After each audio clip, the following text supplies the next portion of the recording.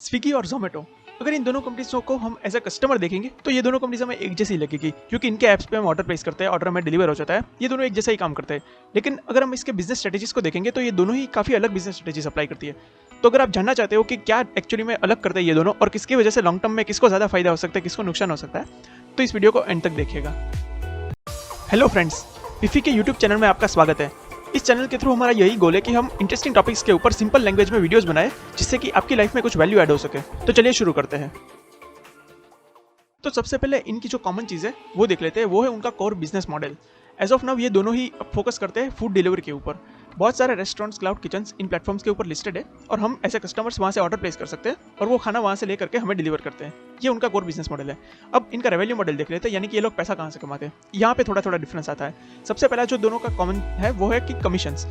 जिस किसी भी रेस्टोरेंट से, क्लाउड किचन से खाना वो लेते हैं और हमें डिलीवर करते हैं, उनके पास से वो थोड़ा सा कमीशन चार्ज करते हैं। वो कमीशन टिपिकली 20 से 30% के बीच में रहता है। देन दूसरा, वो लोग एड्स के लिए चार्ज करते हैं, यानी कि इतने सारे रेस्टोरेंट्स, क्लाउड किचन में से जो भी टॉप पे दिखना चाहता है वो उनको कुछ पैसे देते हैं। उसकी वजह से उनका नाम जो है वो हर जगह पे प्रमोट करते हैं, वो आगे आगे दिखाते हैं, तो उस एड्स का पैसा मिलता है। देन एक लिस्टिंग फीस का पैसा मिलता है। ये सिर्फ जोमेटो चार्ज करता है, स्विगी चार्ज नहीं करता है। यानी कि सिर्फ जोमेटो के प्लेटफॉर्म के किसी रेस्टोरेंट को अगर अपने आप को लिस्ट करना है तो उसके लिए उनको पैसे देने पड़ते हैं। और चौथा है प्रीमियम मेंबरशिप, जो कि वो कस्टमर से चार्ज करते हैं प्रीमियम मेंबरशिप के लिए। अब इनके डिफरेंसेस पे आ जाते हैं। तो सबसे पहले जोमेटो को देखते हैं। जोमेटो ऑनलाइन फूड डिलीवर करने के अलावा रेस्टोरेंट्स के लिए एक लिस्टिंग प्लेटफॉर्म की तरह भी वर्क करता है। यानी कि जिन रेस्टोरेंट्स को ऑनलाइन फूड डिलीवर नहीं करना है वो सिर्फ अपने आप को वहाँ पे लिस्ट करवा सकते हैं। यानी कि गूगल में अगर कोई सर्च करेगा कि रेस्टोरेंट्स नियर मी या इस तरह का कुछ भी किसी सिटी का नाम डाल के, तो वहाँ पे काफ़ी सारे रेस्टोरेंट्स के लिस्ट आएंगे, जोमेटो की वेबसाइट पे आएंगे और वहाँ पे उन रेस्टोरेंट्स के नाम आते हैं। तो इस तरह से वो एक लिस्टिंग प्लेटफॉर्म की तरह वर्क करता है। यानी कि वो कहीं ना कहीं एक रेस्टोरेंट्स का सर्च इंजन ही बन चुका है कि रेस्टोरेंट्स के नाम अगर किसी को सर्च करना है तो वो जोमेटो पर मिलने के चांसेस ज़्यादा है। इसके अलावा कस्टमर जो है वो ऑनलाइन टेबल बुकिंग अगर करना है, रिजर्वेशन करना होता है, तो वो भी कर सकते हैं। ये कहीं ना कहीं डाइन आउट के जैसा हो गया। डाइन आउट, इजी डाइनर, इस तरह के जो प्लेटफॉर्म्स है वहाँ पे वो चीज़ें होती है, ये भी जोमेटो पे होती है। और इसके अलावा वो जो प्रीमियम मेंबरशिप देते हैं कस्टमर्स को, उसके अंदर उन्होंने कुछ रेस्टोरेंट्स के साथ में टाई अप किए हुए हैं, जहाँ पे अगर कस्टमर चाहते हैं तो उनको एक्स्ट्रा डिस्काउंट मिलता है। अब आते हैं स्विगी पे। अब सबसे पहले स्विगी जो है वो सिर्फ और सिर्फ डिलीवरी पे फोकस करता है। उनका रेस्टोरेंट लिस्टिंग ये वो ऐसा कुछ भी नहीं है। और मोस्ट इंपोर्टेंट जो स्विगी जो चीज़ डिफरेंट करता है वो है वो कुछ ज़्यादा डिस्काउंट देता है। मतलब नॉर्मली स्विगी के अंदर जो कंपेरेटिवली डिस्काउंट जो होते हैं वो थोड़े ज़्यादा रहते हैं। और इसके अलावा वो जो प्रीमियम मेंबरशिप देता है उसके अंदर एक इंपॉर्टेंट चीज़ है, वो है फ्री डिलीवरी। और उनकी जो प्रीमियम मेंबरशिप है वो काफ़ी सस्ती है, महीने का 100-150 रुपये में ही उनकी आ जाती है। डिलीवरी चार्जेस है वो काफ़ी सेव होते हैं। तो उनकी जो प्रीमियम मेंबरशिप है वो काफ़ी ज़्यादा बेनिफिशियल है कस्टमर्स के लिए। तो अगर कंक्लूड करें तो जोमेटो जो है उसके कंपेरिजन में स्विगी जो है काफ़ी कुछ सस्ता रखने की कोशिश कर रहा है, डिस्काउंट ज़्यादा दे रहा है, डिलीवरी फ्री दे रहा है और ज़्यादा से ज़्यादा कस्टमर्स को एक्वायर करने की कोशिश कर रहा है। अब सबसे इंपॉर्टेंट है उनके फ्यूचर के प्लान्स क्या है। तो सबसे पहले जोमेटो का देखते हैं। जोमेटो अभी सबसे ज़्यादा जो फोकस कर रहा है वो कर रहा है अपने 10 मिनट फूड डिलीवरी के ऊपर, जो उन्होंने कुछ टाइम पहले अनाउंस किया था कि वो एक नया फीचर लॉन्च करेंगे कि 10 मिनट के अंदर ही फूड डिलीवर कर देंगे ऑर्डर प्लेस करने के। अब इसके लिए वो क्या करने वाले हैं, वो माइक्रो हब्स रखेंगे। यानी कि जो भी कोर लोकेशंस होती है, सबसे ज़्यादा पॉपुलर लोकेशंस होती है, वहाँ पे वो अपने छोटे छोटे हब्स रखेंगे और जो सबसे ज़्यादा पॉपुलर डिशेज होती है, जो सबसे ज़्यादा बिकने वाली बेस्ट सेलिंग डिशेज होती है,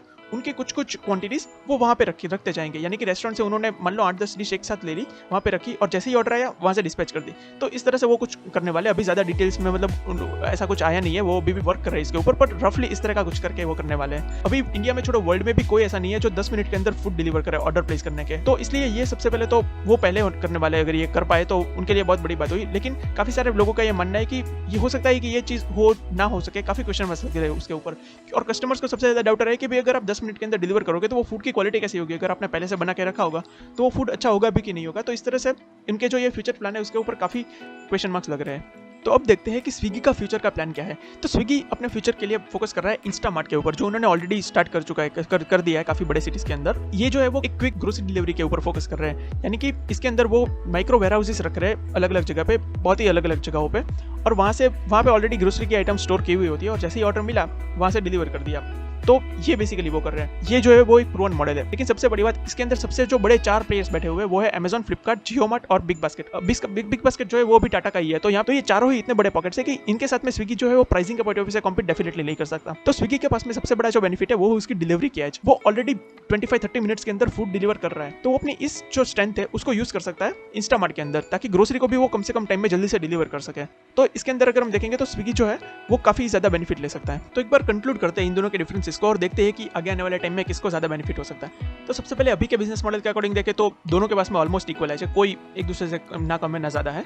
जोमेटो जो है वो ऑलरेडी काफ़ी बड़ा बन चुका है, वो 19 कंट्रीज़ के अंदर एस्टैब्लिश्ड है, इंडिया के अंदर भी काफ़ी सिटीज़ के अंदर है। जबकि स्विगी जो है वो अभी ग्रो कर रहा है, उसके प्रेजेंस अभी सिर्फ इंडिया के अंदर है। इंडिया के अंदर भी जोमेटो के कंपैरिजन में कम सिटीज़ के अंदर है, कम रेस्टोरेंट्स उसके ऊपर लिस्टेड है, लेकिन वो पूरे वर्ल्ड में सबसे fastest growing food delivery platform है। और इसके अलावा अगर देखें तो जोमेटो जो है वो कहीं ना कहीं एक सैचुरेशन पॉइंट पे आ चुका है, यानी कि ग्रोथ के टर्म्स में तो उन्होंने काफी कुछ अचीव कर लिया है। अभी उनको फोकस करना होगा प्रॉफिटेबिलिटी पे, जो अभी भी एक क्वेश्चन मार्क है वो कहाँ से करेंगे, कैसे करेंगे। और इसकी वजह से हमने देखा है कि पिछले कुछ महीनों के अंदर जोमेटो का शेयर प्राइसेस बहुत ज्यादा गिरे हैं, वो अपने जो ऑल टाइम है वहाँ से 60% से भी ज्यादा क्रैश कर चुका है। और यही होता है स्टॉक मार्केट में लिस्ट होने के बाद में सिर्फ रेवेन्यू ग्रोथ और ये सब नहीं चलता है, प्रॉफिटेबिलिटी भी करनी पड़ती है, तो वहाँ पे है। जबकि स्विगी को देखेंगे तो वो अभी भी अपने ग्रोइंग फेज के अंदर है, अभी भी अनलिस्टेड है, ग्रोथ पे फोकस कर सकते हैं और उसके अकॉर्डिंग वो सही कर रहे हैं। अब फ्यूचर प्लान्स के अंदर देखेंगे तो अगेन जोमेटो के ऊपर थोड़ा सा क्वेश्चन मार्क लगता है, क्योंकि वो कुछ ऐसा करने जा रहे हैं जो किसी ने नहीं किया है। कर लिया तो बहुत बढ़िया, बहुत कुछ अच्छा भी कर सकते हैं, लेकिन at the same time risk भी तो है कि अगर नहीं कर पाए तो।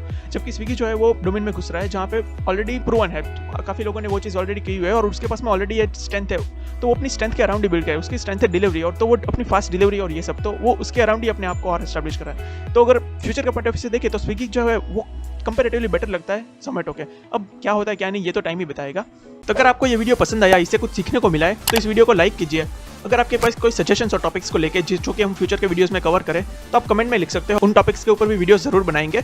इसी तरह के और इंटरेस्टिंग वीडियोस देखते रहने के लिए और हमारी चैनल से जुड़े रहने के लिए पिफी को सब्सक्राइब कीजिए और बेल आइकन को प्रेस कीजिए, ताकि आप कोई भी फ्यूचर की वीडियो मिस ना करें। Thank you so much for watching.